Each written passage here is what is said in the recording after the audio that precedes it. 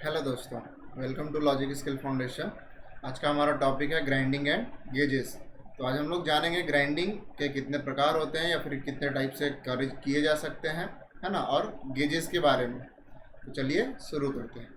सबसे पहले हम लोग जानेंगे ग्राइंडर के बारे में। ये ग्राइंडर होता क्या है। देखिए, ग्राइंडर एक पावर टूल है ना, या फिर मशीन टूल इसको बोलते हैं, जिसको द्वारा हम किसी वर्कपीस को रगड़ने का काम करते हैं। ये कटिंग टूल के तौर पे भी काम करता है। ठीक है, इसमें एब्रेसिव व्हील लगा होता है जो कि काटने का काम करता है। ठीक है, इसमें जो नुकीले भाग होते हैं वही एब्रेसिव कहलाते हैं, जो वर्कपीस को रगड़ने का काम करता है। ठीक है, देखिए, ग्राइंडर में ग्राइंडिंग के ऑपरेशन से पहले हम लोग को सबसे पहले उसके सेफ्टी के बारे में जानना चाहिए कि ग्राइंडिंग सेफ्टी के अंतर्गत क्या क्या चीज़ें आती हैं और ग्राइंडर से हम कैसे सेफ रह सकते हैं। देखिए, सबसे पहले हम लोग ग्राइंडिंग सेफ्टी के कुछ नियम होते हैं, कुछ रूल्स होते हैं, उसको फॉलो करना चाहिए। जैसे कि पहला कि train person only can use a grinder. जो ग्राइंडर यूज़ कर रहा है उसको हमें ध्यान देना है कि वो पर्सन ट्रेंड हो। ठीक है, वो पर्सन ग्राइंडर को चलाने में बहुत अच्छे से सक्षम हो। फिर उसके बाद है always wear a safety glasses and face shield during operation.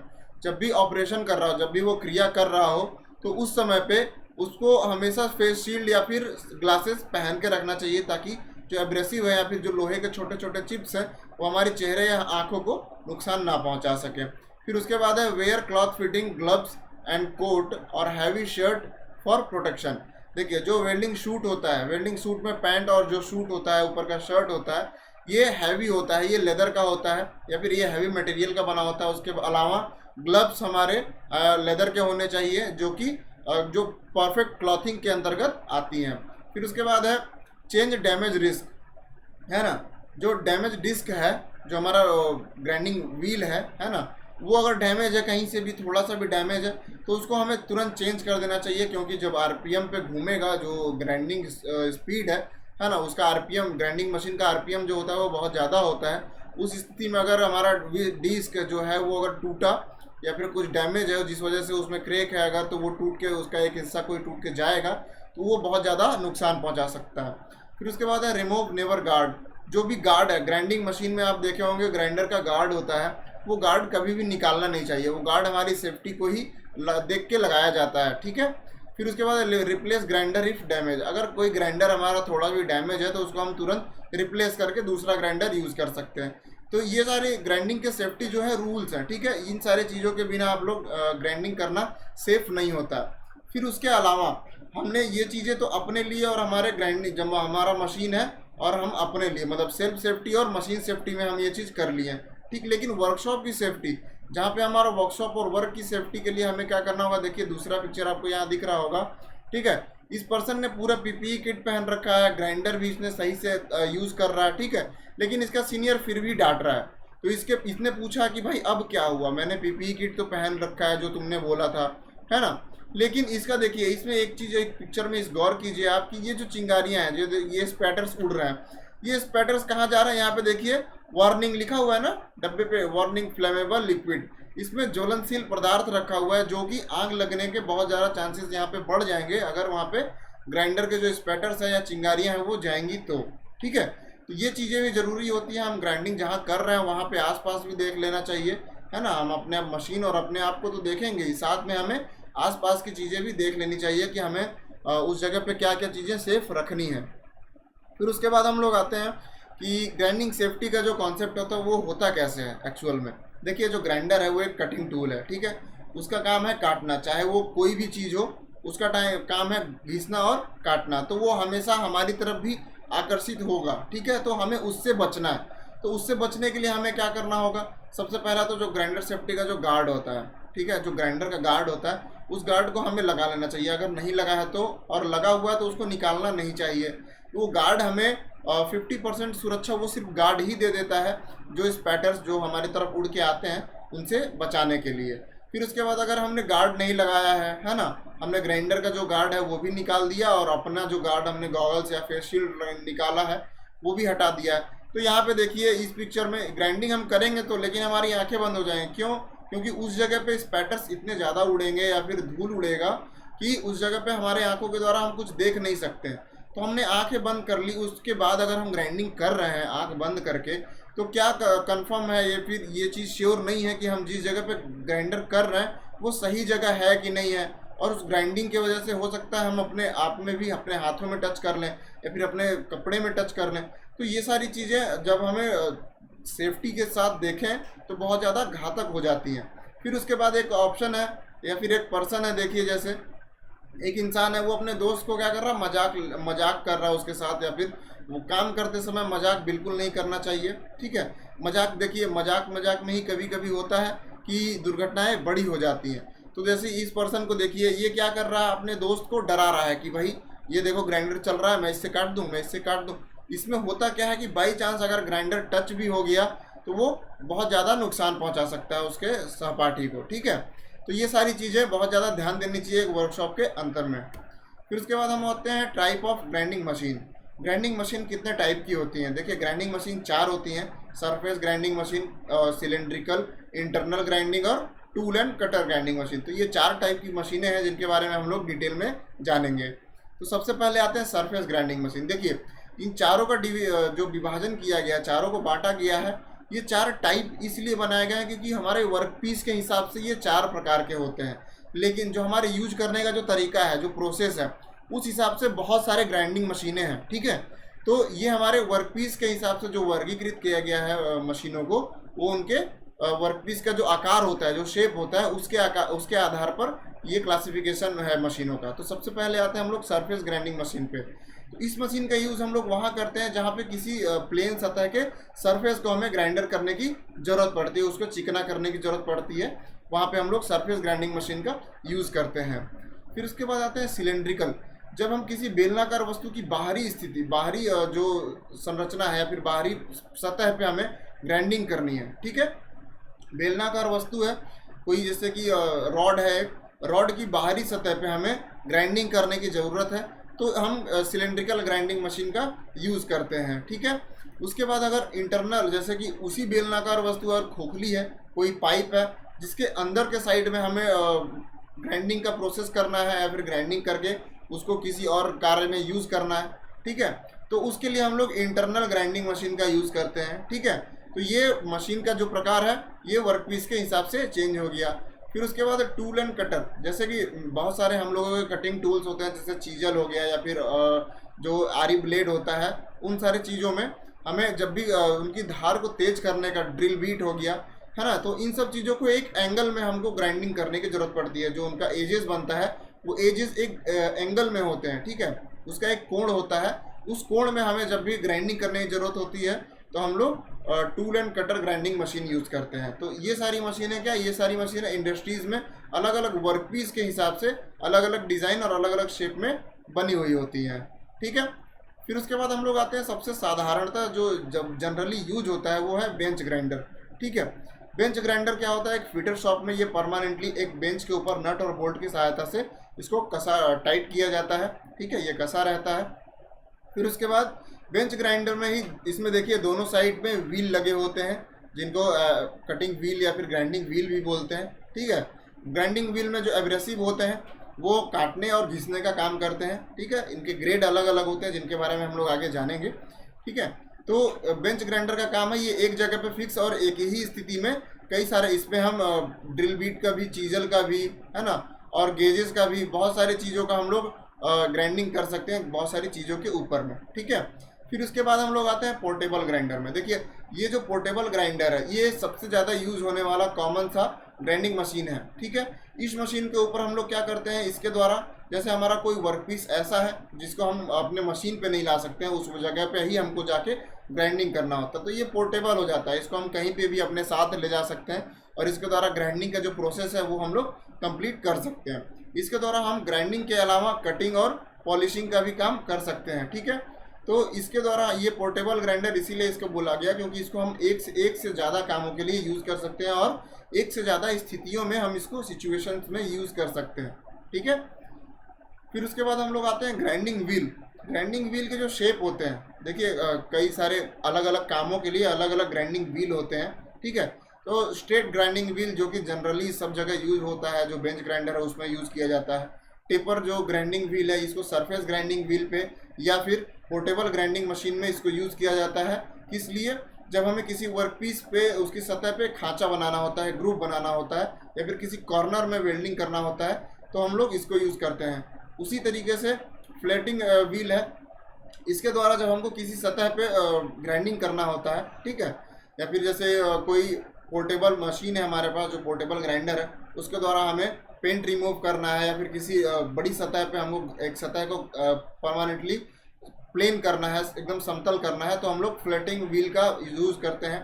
जो स्ट्रेट कप व्हील है इसको हम लोग टूल या फिर जब भी हम किसी भी टूल और कटर जो इक्विपमेंट होते हैं उनमें जब हमको एजेस बनाने होते हैं तब हम लोग स्ट्रेट कप व्हील का यूज़ करते हैं।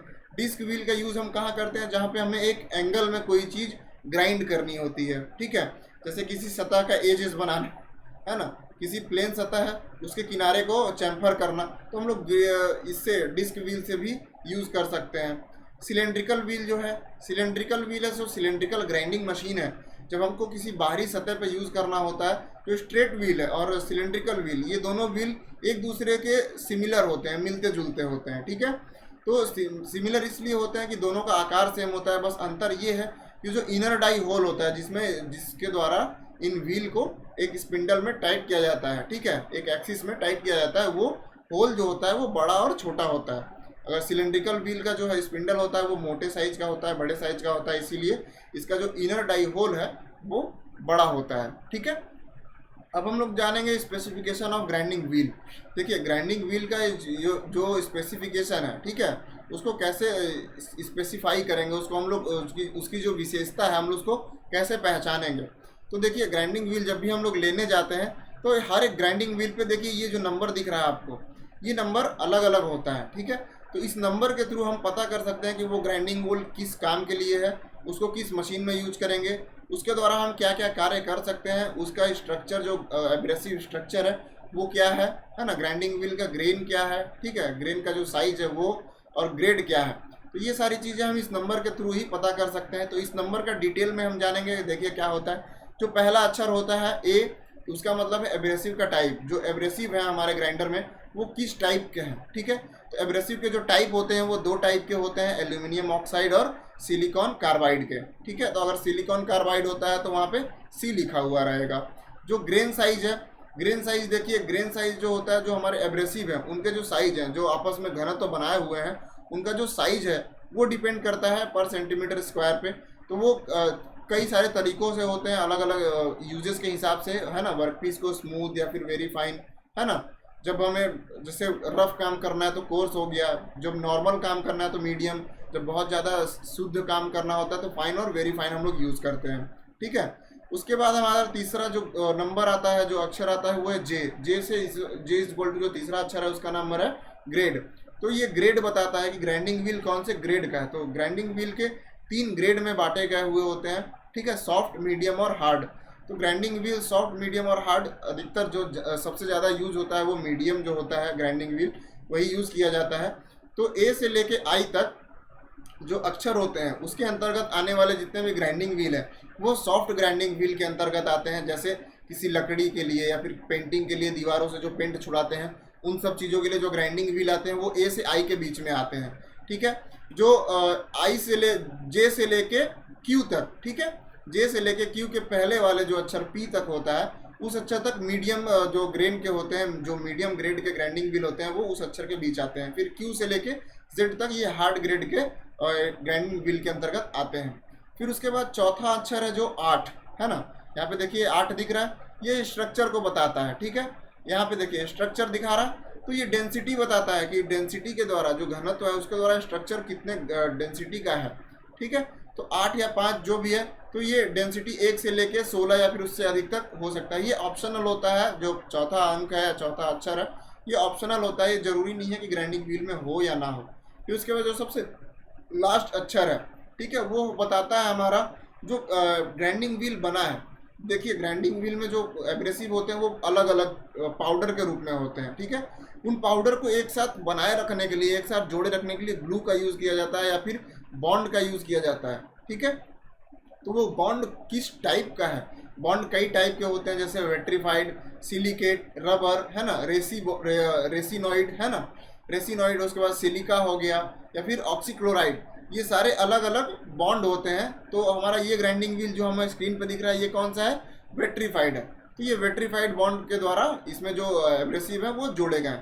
तो ये स्पेसिफिकेशन है ग्राइंडिंग व्हील का। जब भी हम ग्राइंडिंग व्हील किसी हार्डवेयर शॉप पे लेने जाएंगे तो वहाँ पे हमें ये सारी चीज़ें देख के पता चल सकती है कि ये ग्राइंडिंग व्हील किस चीज़ के लिए हमें लेना है या फिर किस चीज़ के लिए हमने लिया है। ठीक है, फिर उसके बाद हम लोग आते हैं गेजेस पे। देखिए वेल्डिंग के जो प्रोसेस हैं उसमें कई बार होता है कि गेजेस का ज़रूरत हमें पड़ता है। तो जो मैकेनिकल गेजेस है वो इंस्ट्रूमेंट होते हैं जो कि डायमेंशन या फिर प्रेशर या लेवल नाप सकते हैं। ठीक है, तो इन गेजों के द्वारा हम किसी भी जो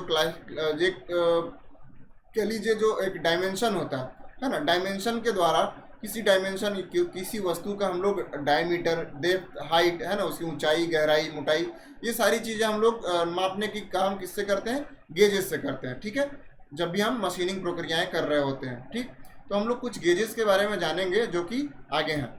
तो सबसे पहले आते हैं गैप गेज के बारे में। तो गैप गेज देखिए क्या है। गैप गेज से हम लोग दो तरह के माप ले सकते हैं। पहला है इनसाइड मेजरमेंट और आउटसाइड मेजरमेंट। जब भी हम आउटसाइड मेजरमेंट लेंगे गैप गेज के थ्रू, तो गैप गेज से हम लोग किसी भी एक प्रॉपर वस्तु की मोटाई माप सकते हैं। ठीक है, यहाँ पे देखिए आपको दिख रहा होगा इस गेज में सिर्फ एक स्लॉट कटा हुआ है जिसमें एक निश्चित दूरी है। ठीक है, एक से दूसरे फेस के बीच में निश्चित दूरी है। उस दूरी के बीच में हम किसी भी वर्कपीस को डाल के उसकी मोटाई, उसकी थिकनेस जो है वो माप सकते हैं।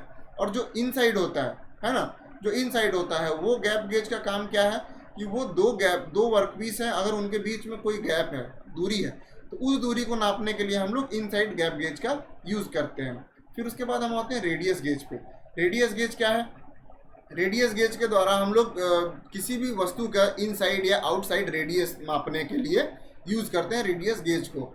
रेडियस गेज में देखिए इस तरीके की बनावट होती है, इसको कॉम्बिनेशन रेडियस गेज भी बोलते हैं, जिसमें बहुत सारी पत्तियां, पतली पतली प्लेट की, स्टेनलेस स्टील की पत्तियां होती हैं जिसके आगे वाले भाग पे, ठीक है, यहाँ पे देखिए जिसके आगे वाले भाग पे अलग अलग रेडियस के मान बने हुए होते हैं। ठीक है, उसके जो साइज हैं वो बने हुए होते हैं और उस पर लिखे हुए होते हैं कि ये कितने रेडियस का इनसाइड है और ये कितने रेडियस का आउटसाइड है। तो ये रेडियस गेज का यही एक स्पेसिफिकेशन है कि ये एक कॉम्बिनेशन भी होते हैं और इनसाइड लार्ज और इनसाइड और आउटसाइड भी होते हैं। ठीक है, तो ये हो गया रेडियस गेज के बारे में। अब हम लोग जानेंगे फीलर गेज। देखिए फीलर गेज क्या है। जैसे कि गैप गेज के द्वारा हम लोग आउटसाइड और इनसाइड नापते थे, लेकिन फीलर गेज क्या है, ये दो पार्टों के बीच में जब 1 mm से, जैसे 1 mm जो माप है, 1 mm से जब कम माप के जब भी दूरी मापनी होती है हमें फीलर गेज की सहायता से, जब भी जैसे कोई मूविंग पार्ट है जो एक पार्ट के ऊपर दूसरा पार्ट मूव कर रहा है, तो ऐसा तो नहीं है कि हम दोनों पार्टों को सटा देंगे। ठीक है, तो दोनों पार्टों के बीच में थोड़ा सा इतना गैप रखना होता है कि वो दोनों आपस में स्लिप भी करें, मतलब आपस में फ्रिक्शन भी दें, लेकिन वहाँ पे घर्षण की जो प्रक्रिया है बहुत ज़्यादा डीप ना हो, ताकि हमारा जो उसका फेस है, उसकी जो सतह है वो खराब हो सके। तो उसके द्वारा हम लोग फीलर गेज से चेक करते हैं कि उसके बीचों में जो दूरी है, उन दोनों पार्टों के बीच में जो दूरी है वो कितनी है। तो जब 1 mm से कम मापना होता है हमें, जब बहुत ज़्यादा एक्यूरेसी में हम लोग जाते हैं, तो हम लोग फीलर गेज का यूज़ करते हैं। इसकी भी बनावट वैसी ही होती है जैसे रेडियस गेज में होती है। इसमें भी बहुत सारी पतली पतली पत्तियां होती हैं जिनकी अलग अलग थिकनेस होती है, जिसके द्वारा हम लोग गैप को मापते हैं। फिर उसके बाद आता है स्क्रू गेज या फिर पिच गेज।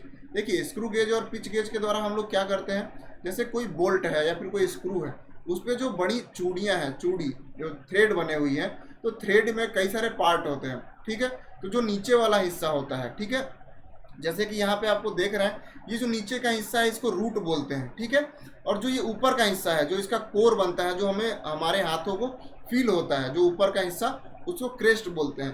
तो एक क्रेस्ट से लेके दूसरे क्रेस्ट के बीच की जो दूरी होती है उसी को हम लोग पिच बोलते हैं। ठीक है, तो पिच गेज जो गेज होता है, उसी पिच की जो दूरी होती है उसका जो मान होता है। देखिए थ्रेड में क्या होता है, जब तक हमारा आउटसाइड और इनसाइड जो पिच है वो बराबर नहीं होगा, तब तक हमारा इनसाइड और आउटसाइड जो थ्रेड है वो काम नहीं करेगा। ठीक है, तो उनका मान हमेशा सेम होना चाहिए। तो इसीलिए हम लोग पिच गेज का इस्तेमाल करते हैं जब भी हम चूड़ी का निर्माण करते हैं, या फिर हमें पता करना होता है कि इसका जो पिच है वो कितने गेजेस का है ना, कितने mm का है, कितने इंचेस का है। तो ये सारी चीज़ें हम लोग पिच गेज की सहायता से यूज़ करते हैं या फिर प्राप्त करते हैं। ठीक है, तो आज के लिए बस इतना ही। आगे मिलते हैं हम लोग नेक्स्ट क्लास में। Thank you.